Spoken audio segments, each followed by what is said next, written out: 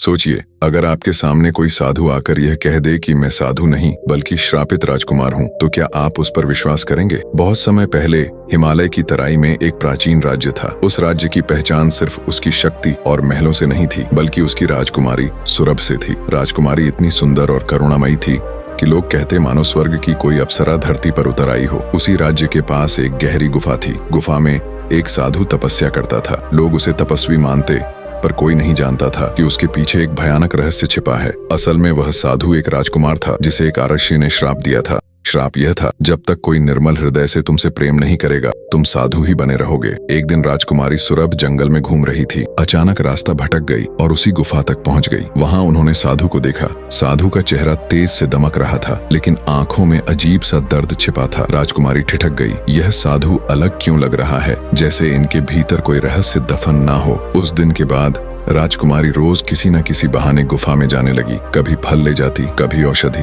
धीरे धीरे बातों का सिलसिला बढ़ा। साधु ने दूरी बनाने की लाख कोशिश की, पर राजकुमारी का निर्मल हृदय उसके कठोर तप को पिघलाने लगा। आखिरकार एक दिन साधु की आंखों से आंसू बह निकले। उन्होंने धीमे स्वर में कहा, राजकुमारी, मैं साधु नहीं हूँ, मैं एक श्रापित राजकुमार हूँ। अगर तुम सच में मुझे स्वीकार कर सको, तभी यह बंधन टूटेगा। राजकुमारी ने बिना संकोच उत्तर दिया, हे साधु, आपका रूप चाहे कैसा भी हो, मेरे लिए आप वही हैं जिनसे मेरा हृदय बंध चुका है। जैसे ही राजकुमारी ने यह वचन दिया, साधु का शरीर कांपने लगा। उनकी जटाएं और साधु का वेश विलीन होने लगा। क्षण भर में सामने एक तेजस्वी राजकुमार खड़े थे। श्राप टूट चुका था। जब यह समाचार महल पहुंचा, महाराजा ने उन्हें सम्मान पूर्वक राज्य में स्थान दिया। राजकुमारी सुरभि और राजकुमार का विवाह हुआ और राज्यवासियों ने पहली बार देखा, सच्चा प्रेम न केवल तपस्या को जीत सकता है, बल्कि श्राप को भी तोड़ सकता।